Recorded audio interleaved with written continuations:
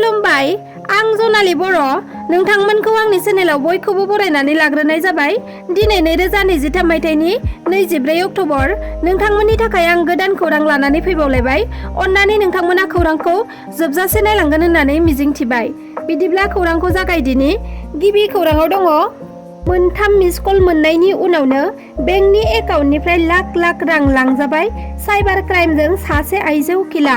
हादोराव साइबार क्राइमनि रां लुथिनाय जाथाया बारानिफ्राय बारा जालांनायखौ नुनो मोनगासिनो दं आरो अनलाइनावबो थगायनायासो बारा जालांगासिनो दं। बे बाराव सासे आइजो उखिला साइबार क्राइमनि जेयाव नाङो।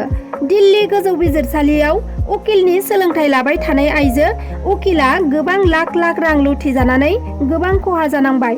फोरमायनाय बायदिब्ला बिथांजोआ रावजोंबो फन रायज्लायनो मोनाखैमोन।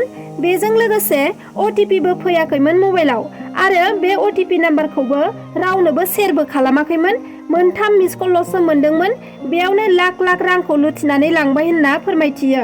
बेबादि जाथाया गिबि खेब नङा, गोबां जाफ्लेबाय थानायखौ नुनो मोनगासिनो दं ससियेल मिडिया आरो खौरां बिजोंफोराव। बेबादि दुखुनांथाव जाथाया सेमसु एपनि थाखायनो जादों होनना मिथिना मोन्दों। बे जाथायनि सायाव दायो पुलिस बिफाना नायबिजिरनायखौ जागायबाय। हादान सिफायनो थांना 4 बर' सुबुंफोरा हमजालायबाय। बिटिआरआव हादान सिफायनानै गनायथि गैयालासे न' लुना थाहैनाया गोदान बाथ्रा नङा। बेबादिनो हादान सिफायनो थांनानै 4 बर' सुबुंफोरा हमजादों।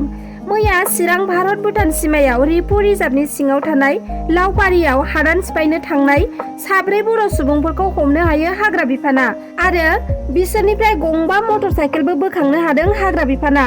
हमजानाय सुबुंफोरनि मुंफोरा फारियै अबिनाश बसुमतारी, महन बसुमतारी, सुबि बसुमतारी आरो गमना बसुमतारी। दा बिथांमोनखौ CRPC नेमनि गेजेरजों इन्टेरियाम कास्टडियाम गामिनि गावबुरा आरो रायजो राजाफोरनि साखि लानानै बे हमजानाय 4 सुबुंफोरखौ हगारथ'ना हरनाय जायो होननानै मिथिहोदों। बिटिआरआव आरोबाव दुंहाव थासारिया सोमजिफिनसिगोन नामा?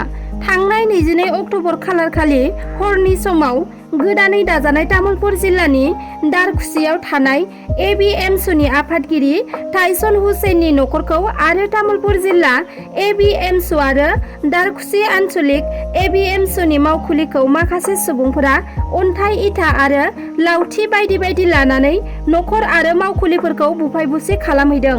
मिथिनो मोननाय बायदिब्ला साखाथियावनो दुर्गा फुजा सोलिबाय थानाय समाव सानैसो हिन्दु आरो मुसलमान सुबुंफोरनि गेजेराव बाथ्रा दान्थेलायनाय जादोंमोन आरो उनाव बे बाथ्रायानो देरलांनानै दुंहाव थासारि सोमजियो, जायनि थाखाय सानैसो हिन्दु सेंग्राफोरा जै श्री राम बायदि बायदि स्लगान होनानै ABMSुनि आफादगिरि न'खर, जिल्लानि मावखुलि आरो दारखुसि आन्सलिक ABMSुनि मावखुलिखौ बुफाय बुसि खालामलाङो। ABMSुनि आफादगिरि टाइसन हुसैना अजद होनाय बायदिब्ला बे जाथायखौ राजखान्थियारि खैसार खालामनानै RSS आरो बाज्रांबालिनि सा 200सो मावथिफोरा जै श्री रामनि स्लगान होनानै बुफाय बुसि खालामलांदों आरो गावखौ बुथारनो हुमखि होनायजों लोगोसे न'खराव थानाय बिमा बिफाखौबो बुथारनो हुमखि होलांदों होननानै फोरमायथिदों। दा बे जाथायनि सायाव तामुलपुर पुलिस बिफानखौ गोख्रों राहा लानो खावलायदों MBFSुनि आफादगिरि बिथाङा। भारत हादरनि गिबियै अग्निवीरनि सासे रौनियाया लादाखनि सियाचिन होननाय जायगायाव थांनाय 22 अक्ट'बर खालारखालि जिउ खहा जादों। सियाचिननि काराक्रम रेन्ज होननाय जायगायाव 20,000 फिट गोजौआव महाराष्ट्रनि अग्निवीर रौनिया गौती अक्षय लक्ष्मण बिथाङा डिउटियाव थाबाय थानाय समावनो जिउ गोमादों। सियाचिन ग्लेसियार होननाय जायगाया बुहुमनि मादावनो बयनिख्रुइबो गोजौसिन दावहाथिलि, जेराव भारत आरो पाकिस्तान हादोरनि सिमा दं। जाय जायगाया बरफजों अरायसम गुसु आरो हाजो जायगा। बे जायगायाव गुसु गिथावना बारहुंखाया बारबाय थायो, जायनि दुंथाया -70 डिग्री सेल्सियाससिम जायो। बिनिखायनो सरासनस्रा सुबुंफोरा बे जायगायाव थावरिनो गोब्राब जायो। 20,000 फिट गोजौ सियाचिन काराक्रमाव मोनसे अपारेसन खालामबाय थानायनि समावनो जिउ गोमायो अग्निवीरनि रौनिया बिथाङा। फोरमायनाय बायदिब्ला बिथाङा रौनियानि फायार एन्ड पिउरि कर्प्सनि सासे सान्थ्रिमोन। गिबि खेबनि थाखाय बे जायगायाव पस्टिं जादोंमोन बिथाङा। दा बिथांनि गोथै सह'खौ गावनि जोनोम जायगायाव लाबोनानै जोबथा बिदाय होनाय जाबाय। जिउ गोमानाय रौनियाखौ महाराष्ट्र बुलडारा जिल्लानि सिङाव थानाय पिम्पल गामिनि होननानै मिथिना मोन्दों। मिथिनाय बायदिब्ला जाय सुबुङा अग्निवीरआव साख्रि मावो बिथांमोननो सरकारनिफ्राय पेन्सन एबा मोननो गोनां अनसुंथाइफोरखौ मोननाय जानाय नङा होननानै 4 बोसोरनि थाखाय थिसनथाइ होनाय समावनो बे बाथ्राया रोखा लिरनाय दंखायोमोन। नाथाय जिउ खहा जानाय रौनिया बिथांनि न'खरनो सरकारनिफ्राय अनसुंथाइ महरै खनसेयैनो 1,13 लाख रांजों लोगोसे 4 बोसोरनि बेथनखौ मोननो हागोन होननानै फोरमायथिदों। दुर्गा फुजानि समाव गोदान गाननाय जोमनाय मोनैनि थाखाय सासे उन्दै गथ'आ ब्रिजनिफ्राय दैयाव बाज्रुमदों। गथ'खौ दासिमबो नागिरनानै मोनाखै। बे गथ'नि मुङा सुमान रय। 12 बोसोर बैसोनि सुमान रयआ 8 थाखोआव फरायोमोन आरो धुबुरी जिल्लायाव थानाय गलाकान्द ओनसोलनि थागिबिमोन। बिमा बिफाया दुर्गा फुजानि थाखाय गथ'नो गोदान गाननाय जोमनाय ड्रेसफोरखौ बायनानै होआखैमोन। बेनिखायनो ड्रेस मोनैनि जाहोनाव रागाजों दैमायाव बारसोमहैदों। गथ'खौ पुलिस आरो SDRF बिफाना दैमायाव नागिरदोंब्लाबो दासिमबो नागिरनानै मोनथ'वाखै। लखिमपुर जिल्लानि SP आनन्द मिश्रा बिथांखौ बदनाम खालामनो नागिरनाय जाथाया सोराङाव फैदों। बिथांनि मुं लानानै रां लानाय सासे नंखाय खौरांगिरिया पुलिसजों होसो होसो हमजाबाय। मख'जाथावदि आब्दुल कालाम मुंनि सासे सुबुङा मोनसे फेसबुक पेज खुलिनानै गावखौनो खौरांगिरि महरै सिनायथि होनानै लखिमपुराव गोबां गाज्रि खामानिजों सोमोन्दो लाखिबोदोंमोन। SP आरो ASB बिथांमोननि मुं लानानै दालालि खालामबोदोंमोन।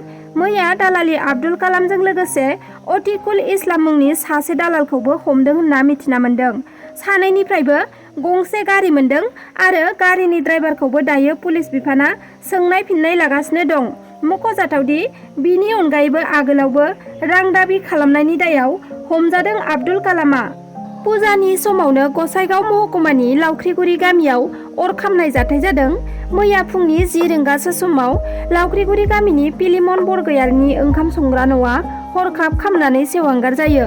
अर खामनायाव ओंखाम संग्रा न'नि अनगायैबो आरोबाव गुबुन गंसे न'आबो खामजोबनानै सेवहांगार जायो। बे न' खामनायाव न' सिङाव थानाय गासैबो मुवा बेसाद सि जोम बायदि बायदिफोरा खामजोबनानै सेवहांगार जायो आरो न'खरनिफ्राय 5 लाखसोनि सम्पतिया खामनानै सेवहांगार जानायखौ फोरमायथियो न'खरनि सोद्रोमाया।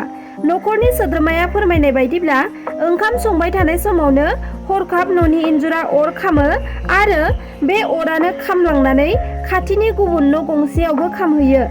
दा बेबादि अर खामनानै खहा जानायनि थाखाय दुखुथिया न'खरनि सोद्रोमाया BTR सरकारनिसिम अनसुंथाइ हरनो थाखाय खावलायहरदों। बांलादेश हादोराव ट्रेनजों ट्रेन सौग्रावलायनानै गासै 17 जनसो सुबुंफोरा थैनो गोनां जाबाय आरो गोबाङानो जोखोम जादों। मानसि गाखोग्रा पेसेन्जार रेलगारिजों आरो माल लाबोग्रा रेलगारिजों एक्सिडेन्ट जानानै गासै 17 जन सुबुंफोरा थैबाय आरो 100 जननिबो बारा सुबुंफोरा जोखोम जादों होनना मिथिना मोन्दों। दिनैनि खौराङा बेखिनियानोमोन। नोंथांमोना आंनि खौरांखौ जोबजासे नायजोबलांनायनि थाखाय रोजा रोजा साबायखर थाबाय आरो नोंथांमोना आंनि चेनेलखौ साबस्क्राइब खालामाखैब्ला अन्नानै साबस्क्राइब खालामनानै लादो, जाहाथे आं गोदान गोदान खौरां एंगारोब्ला नोंथांमोननिसिम सौहैनो हानाय बादि। लोगोसे लाइक, शेयार, कमेन्ट खालामनो दाबाव। गोजोन्थों।